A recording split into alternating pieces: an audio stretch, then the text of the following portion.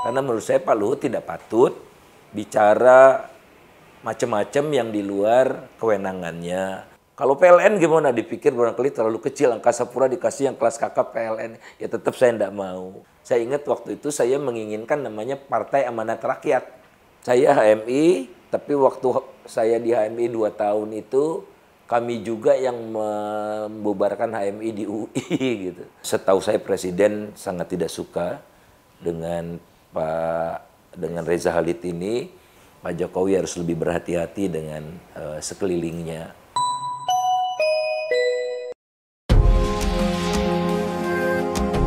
The One adalah program Cokro TV yang khusus menampilkan sosok yang punya peran penting menjadikan Indonesia lebih baik di bidangnya masing-masing.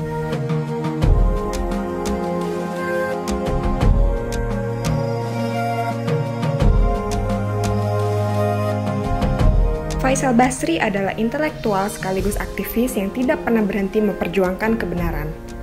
Dosen Fakultas Ekonomi Universitas Indonesia ini mendukung Presiden Jokowi pada 2014 dan 2019. Tapi, dia tidak segan mengkritik kebijakan pemerintah yang dianggapnya merugikan rakyat. Pria 60 tahun ini adalah tokoh sentral dalam pembongkaran mafia migas. Dia menolak berbagai tawaran jabatan penting baik di pemerintah maupun swasta sejak zaman Soeharto.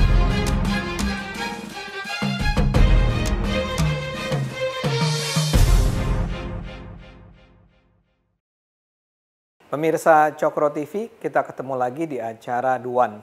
Seperti biasa, The One menampilkan tokoh-tokoh yang kita anggap punya peran penting di Indonesia.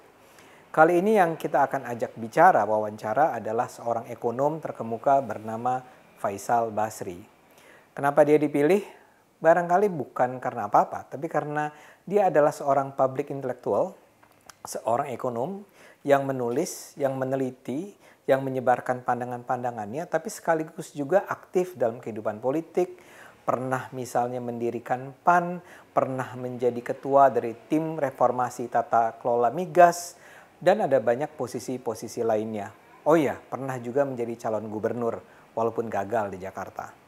Nah, orang ini punya cerita yang sangat panjang tentang apa yang dia lakukannya di Indonesia ini. Dia senior saya di Universitas Indonesia, dia di FE, saya di komunikasi, divisi UI. Kita mulai saja ya. Bang Faisal, selamat sore. Selamat sore Mas Ade. Apa kabar? Covid begini? Baik, sudah berapa bulan? Hampir 4 bulan. Hampir 4 bulan. Tidak normal. Bang Faisal ini dikenal sebagai seorang pendukung Pak Jokowi yang lumayan keras ya, 2014, 2019. Tapi betul nggak sih Bang Faisal dibilang bahwa sekarang ini rada tajam juga nih menyerang Pak Jokowi? Gimana komentarnya? Sebetulnya sih tidak ada istilah serang menyerang ya. Yang banyak saya lakukan sejak zaman Pak Harto sampai sekarang adalah kalau ada kebijakan publik yang tidak pantas, tidak sesuai gitu, biasanya kita bereaksi, saya pribadi bereaksi dengan perspektif ekonomi gitu. Jadi misalnya betapa negara sangat dirugikan akibat mafia migas. Ya kita nyerang pemerintahan Pak SBY kan. Tidak berarti kita menyerang Pak SBY atau tidak, tapi yang kita serang kan kebijakannya. Kalau sekarang saya menyerang Pak Luhut, karena menurut saya Pak Luhut tidak patut bicara macam-macam yang di luar kewenangannya. Serahkanlah kepada ahlinya. Pekerjaan dia sudah banyak, lakukan saja pekerjaan yang banyak itu. Ya mengurus maritim itu kan luar biasa. Kemudian saya mengkritik apalagi penanganan COVID. Ya memang begitu adanya, saya orangnya terbuka, tidak pernah punya masalah dengan siapapun. Sumber masalahnya adalah pada Menteri Kesehatan. Ya saya minta Pak Jokowi untuk mereshuffle, kalau tidak bagaimana panglima perangnya losers bisa melawan corona gitu. Sampai sekarang data saja tidak pernah beres, jumlah kematian ditekan serendah-rendahnya sehingga analisisnya kita menjadi tidak jitu gitu. Para analis memperoleh data yang kurang baik sehingga rekomendasinya juga kurang baik. Jadi tidak ada yang sifatnya personal. kemarin kemudian zaman Pak SBY kemarin juga saya mengkritik Ibu Siti Fadilah ya. Kenapa? Karena saya tahu Ibu Siti Fadilah ini tidak pantas jadi menteri. Tapi sudahlah Bu Siti Fadilah sudah ada di tahanan gitu, saya tidak mau mengungkit-ungkit lagi. Tapi saya sampaikan sejak Pak SBY memilihnya jadi menteri, saya sampaikan juga itu tentang profil Surya Dharma Ali, kan betul adanya di penjara juga gitu.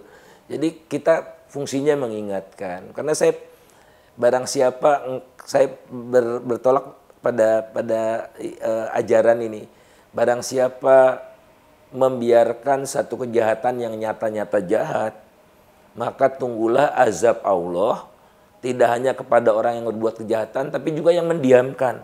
Nah, kita tidak boleh oleh karena itu diam. Diam artinya dosa, padahal kita tahu gitu. Itu aja kok pesan moral yang saya selalu tanamkan pada diri saya. Jadi kalau dengan Pak Jokowi dukung terus nih sampai 2024? Iya, saya semalam bicara dengan Mas Darmo, bekas kepala staf Deputi Kepala Staf Kepresidenan KSP, sekarang Wakil Direktur Utama PLN. Kita bincang-bincang panjang 3 jam. Kita punya concern yang sama, ada sesuatu yang salah. Pada periode kedua Pak Jokowi ini saya beberkan keberhasilan luar biasa Pak Jokowi, sudah di track yang benar, tapi kok sekarang menyanyikan lagu yang berbeda.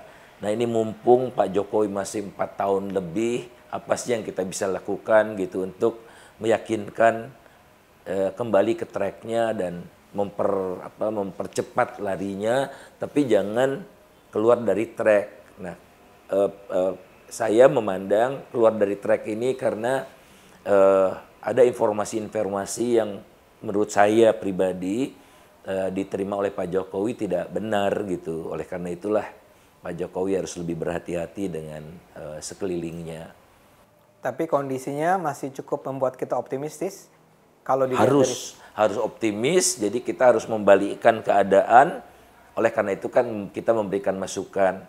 Pernah juga saya buat memo buat presiden, tapi bukan saya yang menyampaikannya, ada yang menyampaikannya senior, ya sangat senior, saya tidak usah sebut namanya, didengar kok gitu ya, karena kita concern tentang berbagai hal gitu ya, terutama tentang kemungkinan kita bakal defisit energi pada tahun 2040 yang luar biasa besar, 80 miliar US dollar. Didengar kok, bahkan disampaikan di dalam sidang kabinet ya, menteri SDM-nya dimarahi gitu ya. Jadi ya tugas kita seperti itu, tapi jangan berharap apa yang kita sampaikan itu diterima semua gitu, jangan berharap. Tugas kita adalah menyampaikan 10 kita sampaikan, 1 diterima, alhamdulillah. Oleh karena itu kita harus tingkatkan suara kita jadi 100 supaya 10 yang diterima gitu. Tidak diterima jangan frustrasi. Kalau sekarang tidak diterima belum tentu tidak diterima. Suatu ketika oh iya ya benar ya, bisa juga begitu. Nah, saya juga melakukan itu bersama dengan kawan-kawan, memberikan masukan kepada beberapa instansi pemerintah, BUMN gitu ya, terkait dengan penanganan COVID ini. Ya kalau anti pemerintah ya saya buat apa melakukan ini semua. Tapi kan kita ingin semua kita maju, semua kita berubah, semua kita lebih baik menghadapi situasi yang sangat berat ini. Bang Faisal ini ekonom, tapi kelihatannya sangat aktif terlibat juga dalam dunia politik. Ini kapan mulai terlibat dalam politik, Bang? Sejak saya ini angkatan 80 masuk FISIP UI. Bang Faisal kalau nggak salah 78. Itu era-era gerakan mahasiswa lagi masih kuat kan ya? Bang Faisal mulai berpolitik di era-era itu? Jadi saya masuk Fakultas Ekonomi tahun 78, baru 2 minggu masuk sudah demo NKK BKK. Dan wah saya merasa berjuang gitu ya, nginep di kampus gitu ya, kan kita jaga seolah-olah jaga kampus gitu-gitu kan, heroik sekali rasanya gitu. Jadi baru 2 minggu kuliah sudah mogok, ya mogok kuliah itu kita mogok 2 minggu kalau saya tidak salah. Kemudian ada acara interpelasi di DPR tentang NKK BKK gitu. Kita datang rame-rame long march ya ke DPR lewat Kuningan. Waktu itu di Kuningan ada helikopter jatuh macam-macam gitulah. Kemudian rapat-rapat interpelasinya juga kita amati di DPR ya gantian gitu. Wah seolah-olah mengharu biru lah gitu ya. Kemudian ya kuliah berlangsung normal lagi, ya kita kuliah lagi gitu. Jadi memang momennya barangkali waktu itu ya tahun 78 seperti itu kita semua sepakat anti NKK BKK. NKK itu normalisasi kehidupan kampus. Depolitisasi kegiatan kampus. Jadi di kampus tidak ada politik, intinya seperti itu. Kalau politik kampus, saya pernah jadi anggota DPR-nya fakultas, BPM dulu ya, Badan Perwakilan Mahasiswa gitu, ada 10 orang kan ada senat mahasiswa, ada Badan Perwakilan Mahasiswa, saya anggota BPM-nya, kemudian ya aktif juga di pers ya, pers mahasiswa, saya sempat jadi pemimpin redaksi berita mahasiswa dan reporter koran kampus Salemba yang keren itu ya. Namun tingkat 3 saya sudah jadi asisten dosen, oleh karena itu harus saya tinggalkan semua aktivitas itu karena saya sudah masuk peran sebagai asisten dosen gitu. Jadi kemewahan-kemewahan yang saya miliki sebelumnya ya hilanglah. Jadi makin konsentrasi untuk riset dan riset itu membutuhkan konsentrasi dan kerap keluar kota, tugas luar kota, riset sampai ke berbagai kota gitu. Alhamdulillah dari riset itu saya sudah mengunjungi seluruh wilayah Indonesia. Anda waktu itu jadi memang kebiasaan untuk menghadapi publik massa yang seperti Anda lakukan saya ingat sekali itu Bang Faisal tahun 98 ketika menjatuhkan Soeharto, Bang Faisal itu pidato gitu ya di atas mobil dengan gegap gempita. Itu memang sejak ketika menjadi asisten dosen itu belajar tentang menghadapi mahasiswa ya? Tidak pernah belajar, tidak pernah punya kemampuan khusus untuk public speaking. Ya karena itu terbawa terbawa arus saja yang sudah menggunung begitu ya dan ya keluar begitu saja natural, tidak kita siapkan naskah pidatonya, naskah orasinya sama sekali tidak, itu mengalir saja kok dan memang ini sudah titik kulminasi ya bahwa negara ini mau hancur gitu, oleh karena itu kita harus harus berbuat sesuatu agar nestapa itu tidak sampai terlamat dalam gitu. Yang kita bisa selamatkan, kita selamatkan karena waktu itu partai politik tidak berdaya, kekuatan-kekuatan Orde Baru masih sangat kuat, jadi ya mau tidak mau harus ada kekuatan alternatif, ya people power yang dimotori oleh mahasiswa. Tapi Bang, waktu itu 98 itu Bang Faisal bukannya ketua jurusan ya di FE? Ya, ketua jurusan, dulu namanya ketua jurusan, sekarang program studi barangkali ya. Ketua jurusan ekonomi dan studi pembangunan. Jadi waktu itu boleh ketua jurusan FE itu ikut demo bahkan orasi? Tidak pernah ada teguran lisan maupun tulisan atau telepon. Ya, tidak. Satu saja yang diingatkan oleh atasan saya itu, Sal, lakukan apapun yang terbaik, tapi jangan korbankan lembaga. Jadi apapun yang terjadi, Fakultas Ekonomi harus jalan terus. Itu aja pesan. Jadi nggak ada intervensi ya lah ya? Sama sekali tidak ada. Oke, kembali ke lebih awal. Jadi Bang Faisal kemudian lulus tahun 85, terus ngelanjutin sekolah ke Amerika ya? Ya ke Amerika, ke country music city di Nashville. Oh, Nashville, oke. Universitasnya namanya Vanderbilt University. Jadi ketika itu Bang Faisal lebih banyak sebetulnya berposisi sebagai intelektual. Pulang ke Indonesia tahun 90-an kan? Pulang ke Indonesia 88 sudah 88. pulang. Lalu menjadi apa? Dosen lah ya. 88 saya ingat itu pulang ya jadi kembali sebagai peneliti, pangkat naik kan. Sudah sarjana 1, sarjana 2, jadi junior research associate, sekarang bukan asisten lagi. Bang Faisal waktu itu udah mulai menonjol kan ya, mulai terkenal. Gak diminta oleh Presiden Soeharto waktu itu. Di masa jabatan terakhir Pak Harto, Bang Sofyan Djalil waktu itu sekretaris Menteri BUMN. Menteri BUMN pertama kan Pak Tanri Abeng. Nah, jadi saya ditelepon oleh Bang Sofyan Djalil, Sal mau nggak jadi komisaris Angkasa Pura II? Dalam hati nggak mau, tapi nggak enak bilang ke Bang Sofyan kan, senior kita gitu. Pikir-pikir dulu Bang, 2 minggu saya bilang. Oke, setelah 2 minggu dia telepon lagi, gimana? Maaf Bang, saya nggak bisa menerima.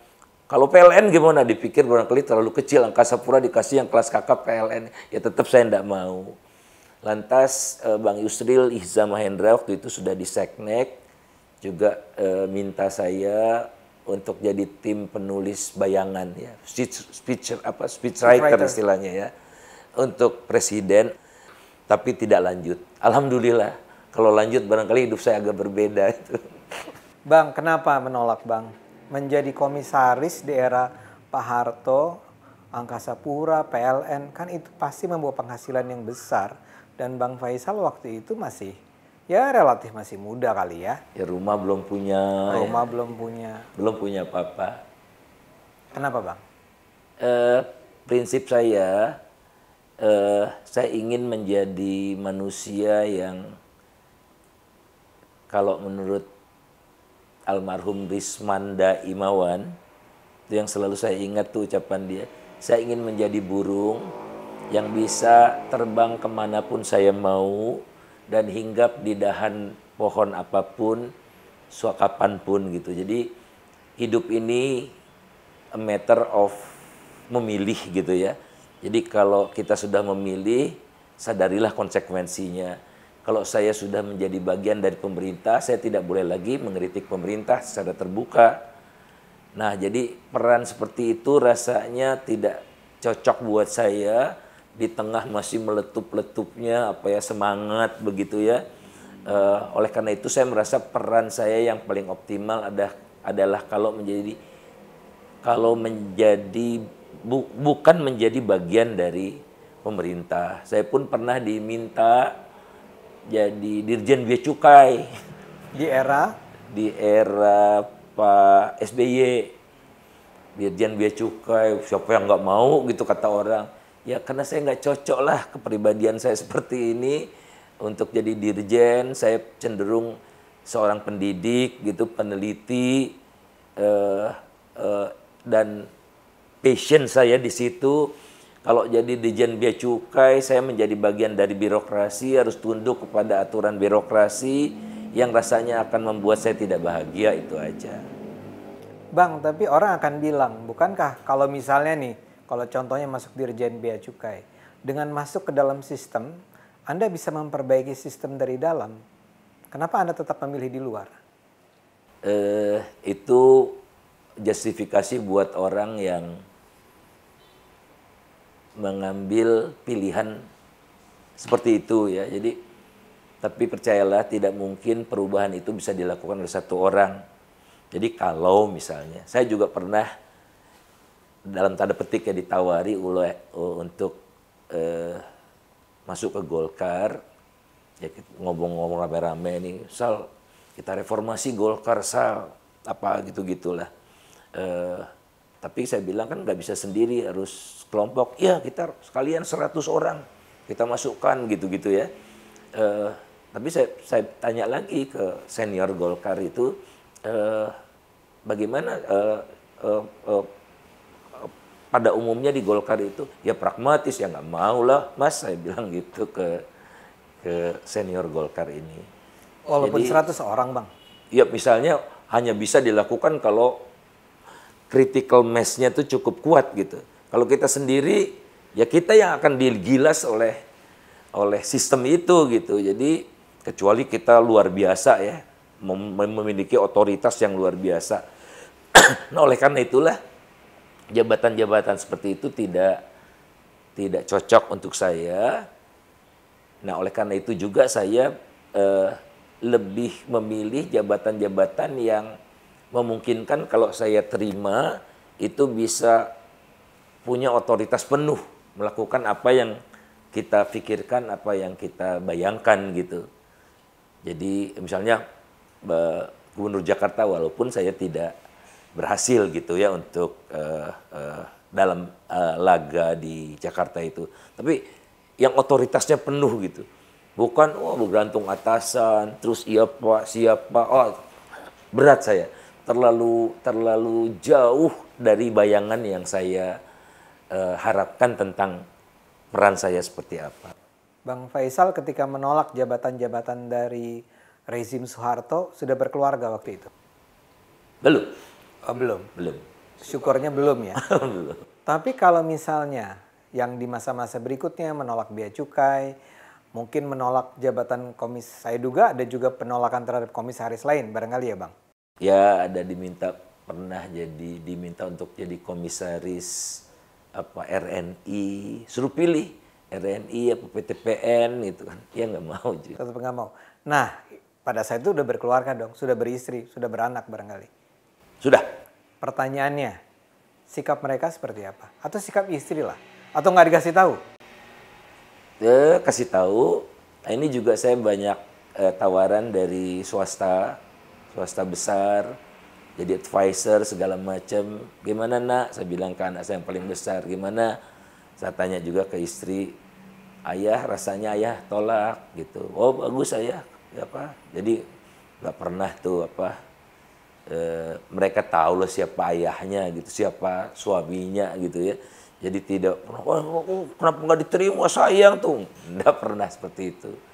Jadi mereka tahulah karakteristik saya, sikap saya, jalan saya ya seperti itu. Walaupun itu pasti berat sekali ya Bang. Enggak juga. Enggak. Ya Bang, kembali ke tadi. Abang itu menjadi dosen, kemudian pas menjelang Soeharto tadi ya, bukan menjelang bahkan, mulai terlibat dalam gerakan-gerakan perlawanan Soeharto ya, di kampus. Di kampus. Makanya terlibat dalam tadi, orasi di atas mobil itu. Ada juga sebetulnya, gila ya masa itu. Saya ingat waktu itu ada direktur kemahasiswaan di Ditjen Dikti namanya Pak Enoch Markum dari Fakultas Psikologi. Di bawah dia ada Mas Eko, Fakultas Kedokteran Gigi UI. Itu kan malari semua itu. Jadi menjelang Soeharto jatuh itu, kami beberapa orang diminta untuk ngasih masukan tentang keadaan negeri buat aktivis-aktivis mahasiswa se-Indonesia. Di situ kami diberikan kebebasan untuk apapun. Ya tidak ada sensor-sensor itu. Jadi kemudian kami juga diberi kesempatan untuk memberikan pembekalan buat mahasiswa teladan setiap Agustus itu ya. Ada Fadlizon, ada Saldi Isra waktu itu. Nah itu kami selalu diberikan peran untuk menyadarkan atau untuk memberikan perspektif gitu kepada mahasiswa masalah apa yang sedang dihadapi bangsa ini dan apa peran mahasiswa yang bisa dilakukan gitu oleh mahasiswa, terutama para aktivis ya, untuk mengubah keadaan gitu. Jadi memang ada ada unsur-unsur pembaru di dalam Pak Harto yang mempercepat perubahan ini, dan saya ikut dilibatkan oleh mereka. Karena Bang Faisal sudah dikenal sebagai aktivis waktu itu ya? Saya sebetulnya kan aktivis sebentar. Bang Faisal itu bukan HMI ya? Saya HMI, tapi waktu saya di HMI 2 tahun itu, kami juga yang membubarkan HMI di UI gitu. bersama dengan istilahnya kan komisariat Fakultas Ekonomi, komisariat Fakultas Hukum, Kedokteran, FISIP dan Sastra. Jadi 5 komisariat HMI di UI ini membubarkan diri menjelang Kongres HMI di Bandung kalau saya tidak salah waktu itu. Jadi HMI di UI dibubarkan oleh Bang Faisal dan kawan-kawan? Ya, 5 komisariat itu. Jadi memang bawaannya berontak ya Bang? Ya kalau nggak bener ya kita harus ngomong lah. Waktu itu kenapa? HMI-nya itu nggak benar? Kita diajarkan hal-hal yang ideal segala macam, tapi kelakuan aktivisnya tidak terpuji. Jadi ya buat apa? Ya kita mencari aktivitas yang betul-betul bisa meningkatkan pengetahuan kita, kecakapan kita, ya bukan sekedar orasi, cara memenangkan sidang, kalau perlu menculik gitu-gitu ya. Nah, ya kita dengan moralitas lah, tidak menghalalkan segala cara. Padahal Islam kan tidak boleh menghalalkan segala cara gitu. Jadi ya nilai-nilai seperti itu buat kita udah rusak gitu waktu itu, ya kita bubar. Kita membubarkan diri. Kemudian 98 Bang Faisal termasuk orang yang mendirikan Partai Amanat Nasional, mendukung Pak Amin Rais ya? Ya awalnya kan ngopi-ngopi di Hutan Kayu bersama dengan Mas Muhaimin Iskandar ya, dan kawan-kawan yang lain, ada Sandra Hamid, ada Santoso, tentu saja Mas Gun yang Gunawan Muhammad yang berinisiatif. Menjelang waktu Pak Harto itu membentuk kabinet terakhir itu yang ada Mbak Tutut, ada Bob Hasan gitu ya. Wah ini udah ini puncak lah gitu. Jadi kami diminta untuk bikin raport bulanan kabinet Pak Harto yang terakhir itu. Nah saya raport bidang ekonomi, abang kita Samsudin Haris, Profesor Samsudin Haris itu bidang politik, hukumnya siapa saya lupa ya, nggak ingat satu-satu. Nah jadi kita mulai mau jadi watchdog deh gitu. Ini atas nama apa waktu itu? Nggak ada. Nggak ada. Bawah tanah saja. Nah kemudian ya tidak ada, kelihatannya ini it's a matter of time. Jadi tidak perlu watchdog lagi, tapi harus disiapkan satu wadah gitu, satu wadah untuk negosiasi politik pasca Soeharto, karena kita yakin Soeharto akan segera tumbang kan. Nah dari aktivisme kan harus ke yang terstruktur, memperjuangkan gagasan-gagasan dari aktivisme, sekarang harus masuk ke ranah politik. Masuk ke ranah politik harus ada wadahnya, yakni partai politik. Nah, waktu itu belum terpikir partai politik karena Pak Harto masih ada. Kita membentuk MARA, Majelis Amanat Rakyat, itu cikal bakalnya PAN. MARA mengusung Amin Rais lah ya sebagai calon pemimpin alternatif gitu. Karena kita tidak tahu lagi siapa nih ya, Amin Rais cocok lah gitu ya, orang yang berani. Kalau dulu orang kan tidak diminta juga tidak berani gitu. Pak Amin kan nyata-nyata berani melawan Pak Harto gitu.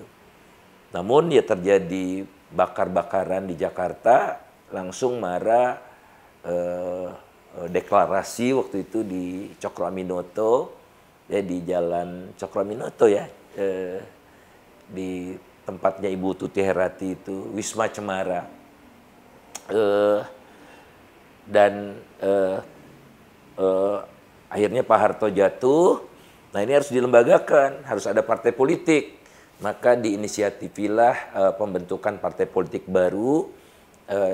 Pendiri-pendirinya tuh ya inisiator-inisiatornya ke Sirna Galih 2 hari kalau saya tidak salah, Wisma Tempo di Megamendung. Berbagai elemen itu hadir di sana untuk membicarakan platform partainya. Nah disitulah saya ditugaskan untuk bikin platform ekonomi,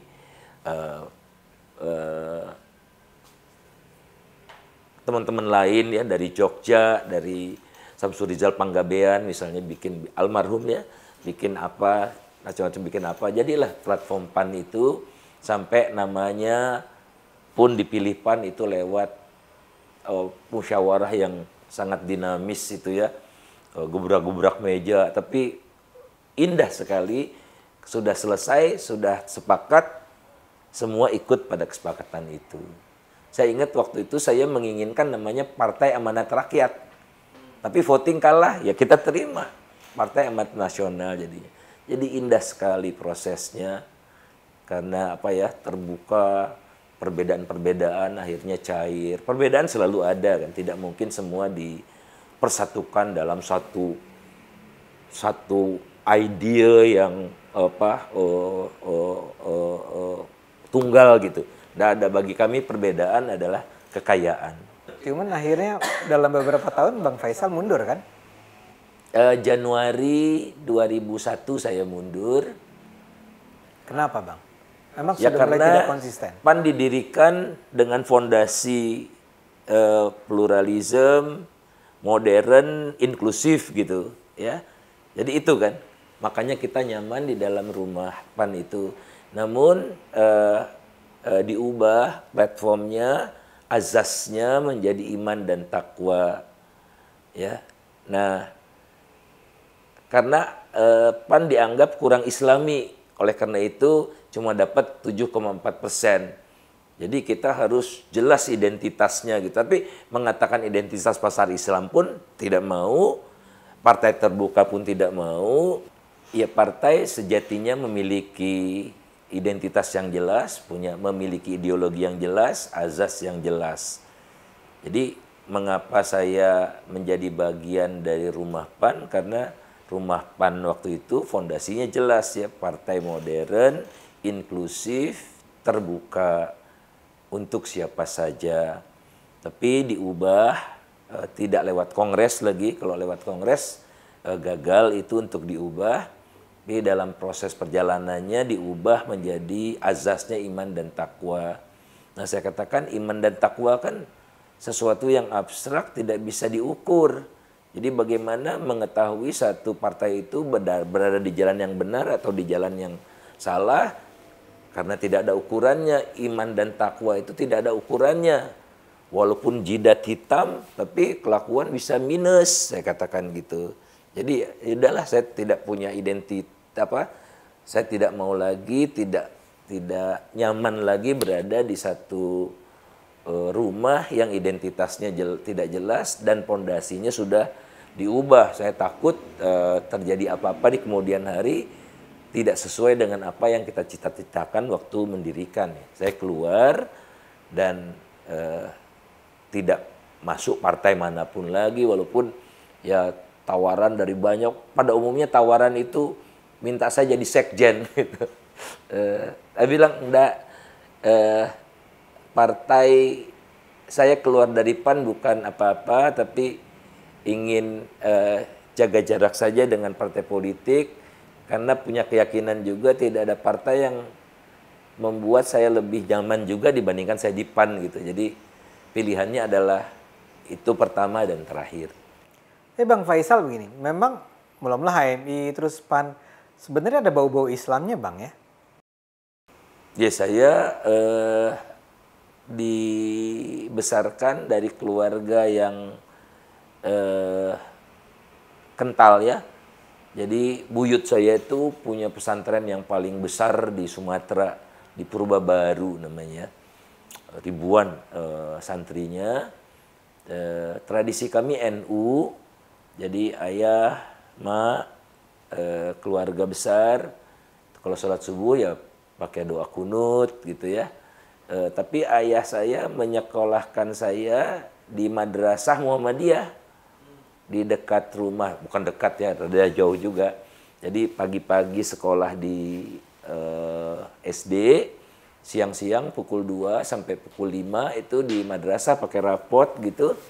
Jadi kami dari keluarga yang toleran. Malam mengaji lagi di tetangga, mengaji satu ain satu malam gitu. Ya itulah tradisi di keluarga kami. Bang Faisal memutuskan keluar depan karena dia menjadi semakin eksklusif ya, tidak lagi inklusif. Nah sesudah itu Bang, di era Gus Dur, Megawati, kemudian SBY, Bang Faisal tuh seperti tadi dikatakan tetap menjadi pengkritik tapi tetap diterima oleh pemerintahan-pemerintahan tersebut. Nah di era Gus Dur tiba-tiba mengumumkan ke publik gitu, saya baru membentuk tim asistensi presiden bidang ekonomi. Dia kasih tahu juga tidak gitu. Oh, Tapi Bang kan, Faisal masuk di tim itu? iya, saya tidak pernah dikasih tahu, tapi kan saya hormat kepada Gus Dur, orang yang sangat saya hormati, sangat teramat saya hormati gitu. Nggak mungkin saya menolak enggak. Udah bisa. Tim asistensi itu Prof. Wijoyo Nitisastro, Alim Markus pemilik Mas Pion, Ibu Sri Mulyani dan saya. Nah jadi tugas kami, kan Gus Dur waktu itu tidak nyaman dengan anggota kabinetnya sebetulnya. Jadi dia tidak punya degree of freedom yang tinggi waktu itu menyusun kabinet. Karena kan PKB kan dapatnya berapa tapi jadi presiden kan. Jadi harus dia memberikan konsesi kepada banyak pihak yang memilih dia di DPR.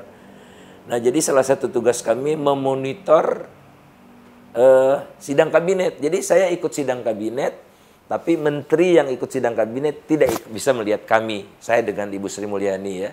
Jadi kami ditaruh di ruang rekaman. Jadi saya bisa lihat sidang kabinet, tapi peserta sidang kabinet tidak bisa lihat kami. Nah kemudian hasil sidang kabinet ini kami diskusikan. Kemudian kedua, selalu bentrok antara tim ekonomi Gus Dur dengan IMF. Nah kita juga diminta untuk menjabatani sehingga setiap perundingan IMF dengan pemerintah yang dipimpin oleh Pak Kwi Kian Gi waktu itu kami juga hadir. Kemudian kami hadir secara fisik, tidak ngumpet-ngumpet di sidang kabinet lain. Ada dua jenis sidang kabinet. Ada sidang kabinet yang lazim, ada sidang kabinet diperluas. Di situ ada tim yang dipimpin oleh Pak Sofyan Wanandi itu dari kalangan dunia usaha. Ada DEN dulu, Dewan Ekonomi Nasional, dan tim asistensi presiden. Plus ada dua sosok, Bang Riza Ramli dan Bang Dipo Alam. Nah kami punya hak suara, bukan sekedar hadir, tapi kami juga punya hak suara waktu itu.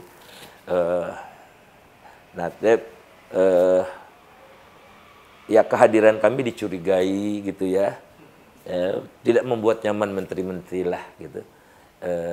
Ya sudah sampai di situ.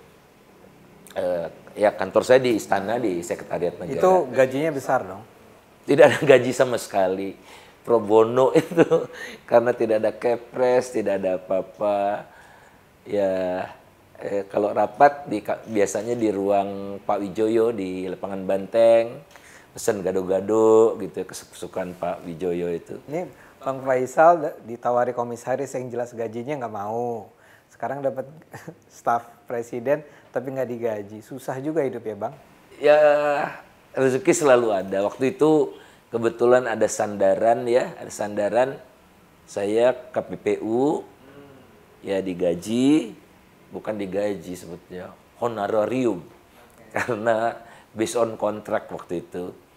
Gajinya tadinya 15.500.000 dipotong jadi 12.500, 12.500.000 zaman dulu Mega itu. Itu Komisi Pengawas Persaingan Usaha. Komisi Pengawas Persaingan Usaha periode pertama itu kami. Jadi kami yang pertama kali duduk di sana. Di zaman Megawati nggak dapat apa-apa? Zaman Ibu Mega saya sempat diminta bantuan oleh Prof. Budiono, waktu itu Menko. Jadi ada Inpres nomor 4 kalau saya tidak salah tentang deregulasi seperti paket 16 paket di era Pak Jokowi itu. Waktu itu ada Inpres, jadi ada matriks siapa melakukan apa gitu, penanggung jawabnya siapa. Nah, saya diminta jadi ketua tim monitoring waktu itu. Nah kemudian Pak SBY membentuk KEN. KEN itu Komite Ekonomi Nasional. Komite Ekonomi Nasional. Saya diminta untuk hadir ke istana pada suatu siang untuk di briefing gitu, bertemu dengan presiden. Waktu itu saya sedang di Medan. Ini apa-apaan saya bilang. Tiba-tiba kemudian sekretaris saya ditelepon, ambil surat keputusan pengangkatannya di istana. Ini nggak profesional banget sih istana nih. Mau ya dikirim kan ada kurir, seolah-olah saya tuh mengemis-ngemis gitu ya. Tapi bukan itu, karena ini udah bagian dari pemerintahan yang apa, yang permanen gitu, saya juga menolak. Jadi menolak jadi anggota Komite Ekonomi Nasional. Ketuanya siapa dulu? Wakil ketuanya kalau nggak salah Dr. Hatib Basri deh waktu itu. Bang. Nah, Hatib Basri itu telepon saya, Bang Faisal ditawarin ya? Iya, saya nggak mau. Saya juga nggak mau kata Hatib Basri. Tapi akhirnya dia mau dan alhamdulillah dia mau. Lagi-lagi Bang, kenapa menolak waktu itu? Karena saya tidak mau menjadi bagian dari pemerintah. Konsisten ya. Kalau ad hoc saja kan saya terima ya, kayak tim asistensi presiden, ketua tim monitoring Inpres, tata kelola migas juga saya terima. Oke, itu yang penting, yang terakhir itu. Tim anti mafia migas, Bang, di zaman SBY. Itu zaman Pak Jokowi. Oh, sudah Pak Jokowi. Pak Jadi Jokowi. bukan Pak. Iya, karena dari tim itulah kemudian Petral dibubarkan ya. Iya. Jadi sebetulnya upaya untuk membubarkan Petral sudah marak di zaman Pak SBY. Waktu itu Menteri BUMN-nya Pak Dahlan Iskan, dan Pak Dahlan Iskan pernah mengeluarkan statement, saya akan bubarkan Petral. Tapi dipanggil Pak SBY 2 kali tidak jadi bubar. Nah, jadi mafianya tetap gentayangan gitu kan. Gila-gilaan gitu, dan migas kita produksinya turun terus. Ini ada yang tidak beres, saya diminta untuk membentuk untuk menjadi ketua tim, namanya Tim Reformasi Tata Kelola Migas Nasional. Saya diberikan keleluasaan untuk memilih anggotanya gitu. Diberikan keleluasan luar biasa gitu, men-set up apa saja, dan saya juga minta syarat apa yang saya laporkan, apa yang menjadi kemajuan tim ini langsung kami laporkan ke publik. Jadi pada detik ini saya serahkan laporan berkala dan laporan akhir kepada menteri pada hari yang sama, pada waktu yang sama. Kita juga masukkan di blog saya, waktu itu belum punya website, jadi terbuka kepada wartawan seluruh proses. Nah, yang menarik sebelumnya itu kita tidak pernah tahu formula penentuan harga BBM. Nah, itu juga kita buka. Ya, waktu itu Pak Kwik jadi Menko Perekonomian aja dan Ketua Bappenas itu ngeluh, saya saja tidak tahu katanya.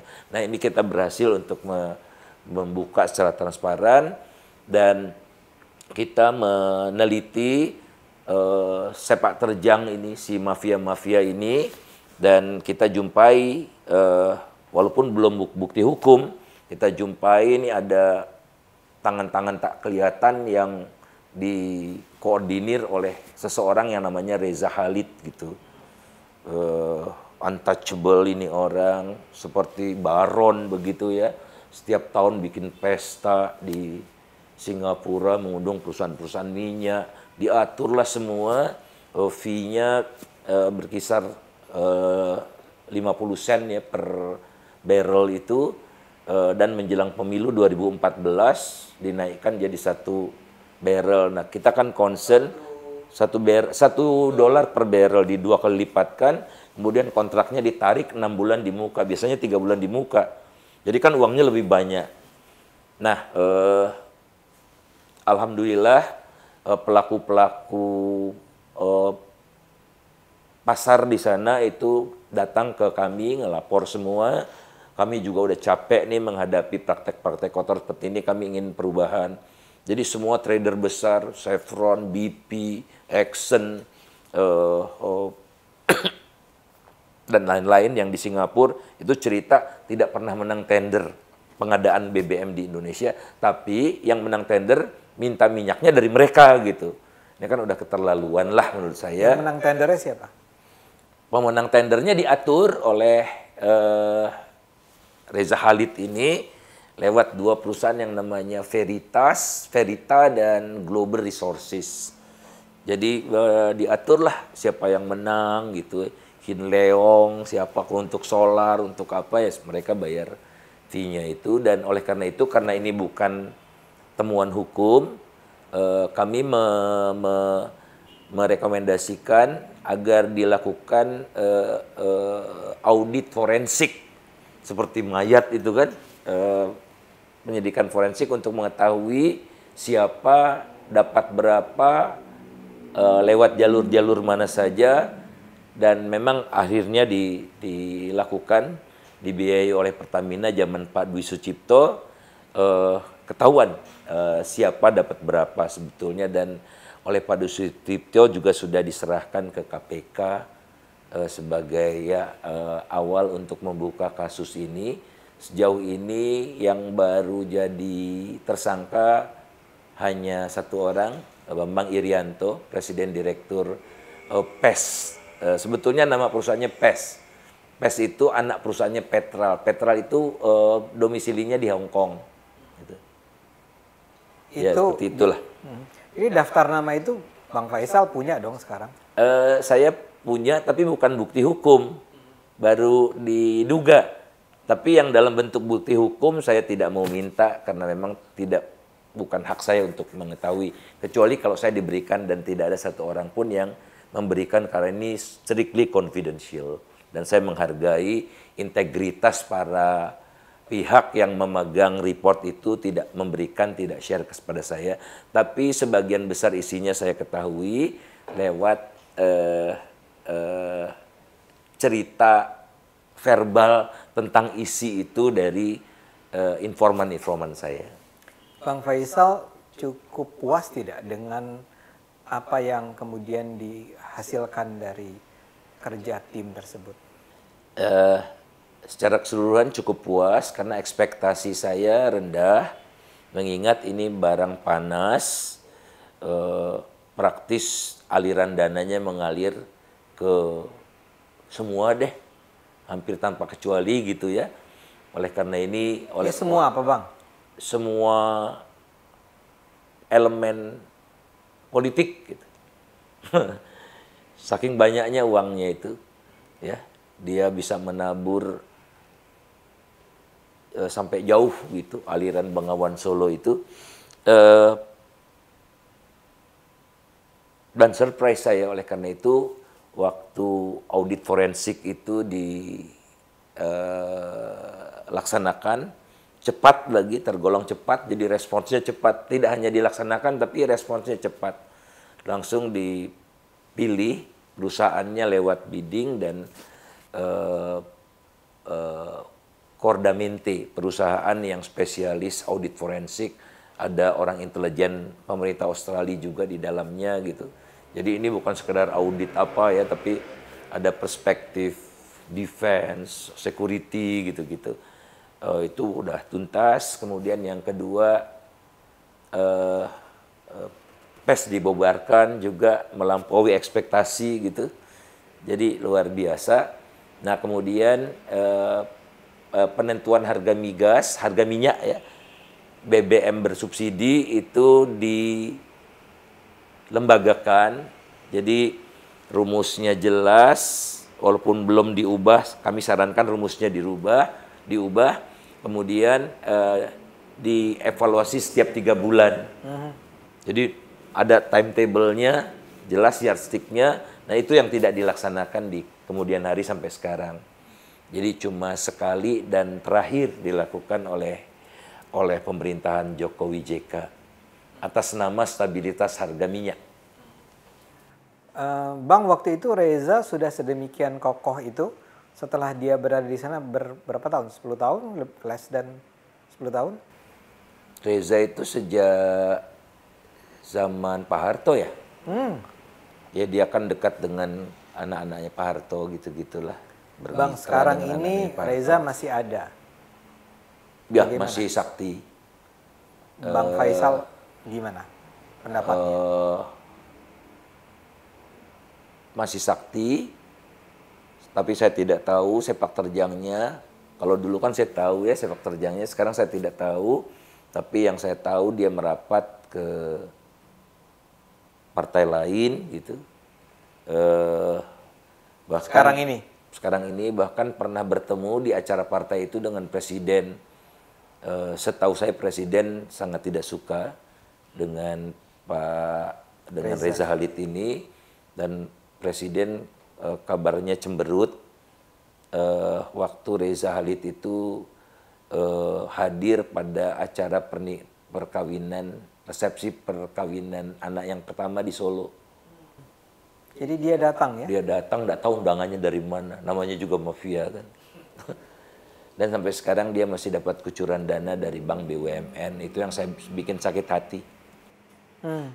Artinya Bang Faisal memperoleh data itu bahwa dia masih mendapat kucuran dana. Ya. Dari Bank BUMN.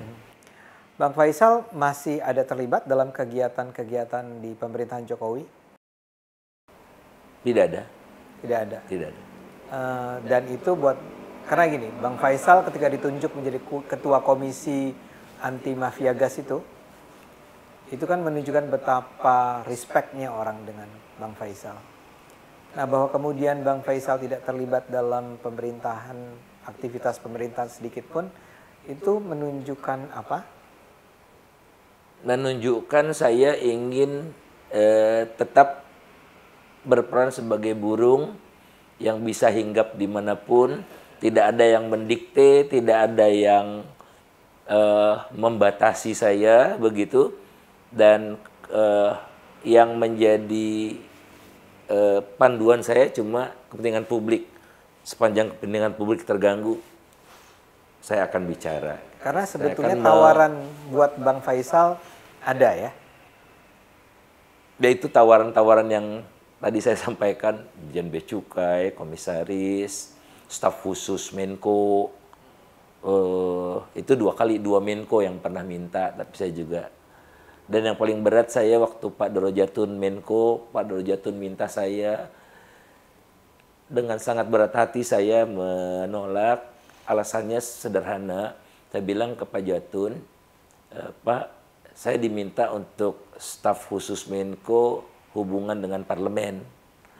Pak, saya bilang hubungan saya dengan partai politik itu jelek sekali, Pak. Jadi saya tidak memberikan maslahat buat Bapak, tapi lebih banyak mudaratnya. Akhirnya ditunjuk ke Bang Nizam kalau saya nggak salah ya, almarhum juga senior saya, untuk di kantor Menko itu. Jadi alasannya jelas, harusnya saya membantu Pak Doro Jatun. Tapi di belakang layar apapun yang Pak Doro Jatun butuhkan, saya semaksimal mungkin akan saya deliver. Bang Faisal pernah tidak akibat pilihan-pilihan Bang Faisal ini kemudian membuat kehidupan Bang Faisal dan keluarga ya mungkin tidak menderita, tapi menjadi lebih sulit, menjadi lebih tertekan, menjadi begitulah? Ya kami kan manusia biasa yang punya juga rasa takut gitu-gitu kan. Ya ancaman, yang begitu-begitulah. Bahkan pernah satu yang agak dramatis, di depan pagar rumah saya ada box bom. Tapi syukur waktu tim Gegana datang, itu heboh, itu kira-kira jam 11 malam. Tim Gegana datang, pakai pakaian astronot itu ya, yang ternyata untuk nakut-nakuti karena boxnya memang box bom, tapi kabel-kabelnya tidak tersambung gitu. Jadi ya mungkin ini nakut-nakuti gitu ya supaya saya takut. Saya enggak tahu lah. Tapi saya kami belum tidur, anak saya tunjuk, nah ini nih. Jadi supaya anak saya juga tahu lah konsekuensi jadi anaknya Faisal Basri. Gitu. Tapi keluarga betul-betul tidak ada keberatan ya. Tapi saya bayangkan begini Bang, istri itu masa sih sedemikian kuatnya ya melihat suaminya itu mengambil pilihan-pilihan yang tidak biasa. Ya terakhir ngelut, jarang menahan, bilang jangan, jarang. Tapi yang terakhir saya ingat, aduh Bang hati-hati, waktu saya ngeritik Pak Luhut, yang saya bilang Pak Luhut lebih jahat lebih berbahaya dari corona itu. Jadi saya sempat gundah itu ya. Jangan bikin susah deh nanti kalau ada apa-apa gitu-gitu ya. Tapi udah itu aja Pak. Tapi barangkali Bang Faisal akhirnya memutuskan nggak cerita aja kali ya. Kalau ada misalnya pilihan-pilihan Bang Faisal yang mungkin sebetulnya tidak terlalu mudah gitu, nggak selalu cerita atau cerita selalu? Terakhir kan saya sudah usia 60, jadi tawaran-tawaran ini pindah swasta yang banyak menawarkan itu ya. Tapi ya sebagian kan kawan-kawan ya yang sungguh saya orang yang paling sangat sulit menolak sebetulnya. Tapi saya tidak mau berlama-lama, tidak usah saya seperti Bang Sofyan Jalil dulu, saya pikir-pikir dulu 2 minggu Bang ya. Kalau yang tawaran-tawaran terakhir ini saya langsung tolak. Ya jadi advisor lah, jadi direktur apa gitu-gitu saya langsung tolak langsung. Ini mungkin terakhir, saya pernah dengar cerita bahwa Bang Faisal itu ketika mungkin di awal-awal reformasi itu pernah punya tidak penghasilan ya, pernah tidak punya penghasilan. Pegawai negeri saya kan dibekukan sesuai dengan PP 10 waktu itu, yang masuk partai politik itu diberikan kesempatan 2 tahun untuk berkecimpung di partai. Kalau mau terus PNS-nya copot, kalau kembali dalam waktu 2 tahun ya kembali lagi. Nah waktu dibekukan itu saya hanya dapat gaji pokok 500.000 sebulan. Anak sudah 2 ya, anak sudah 2, masih balita semua gitu. Jadi berat memang. Ya yang korban istri lah ya, istri bikin kue, pagi-pagi dimasukkan ke grosir makro itu dekat Kampung Rambutan. Jadi malam-malam kalau tidak laku kuenya nggak bisa diambil, besoknya lagi yang kuenya sudah basi gitu-gitu. Itu untuk nambah dapur. Kemudian istri saya beli barang-barang pakaian gitu dari Bandung. Nah, dia lahir dan besar di Bandung. Kemudian Sabtu subuh-subuh, habis subuh itu diantarlah sama sopir ya, Pak Hadi almarhum itu untuk jualan di Senayan. Kan ramai orang kalau Sabtu Minggu di Senayan jualan itu. Ya itulah. Mungkin di sinilah letak benarnya pepatah ya. Di belakang setiap pria yang berhasil ada seorang perempuan yang mendukungnya. Bang Faisal Basri, terima kasih sekali atas kesempatan yang sudah Anda berikan untuk berbicara dengan kami. Kami terus-menerus mendoakan Anda karena apa yang sudah Anda lakukan jelas-jelas adalah sesuatu yang kami harus nyatakan terima kasih kepada Pak Faisal. Terima kasih. Penonton Cokro, demikianlah percakapan kita. Kita terus dukung Pak Faisal ya, dukung demokrasi. Terima kasih.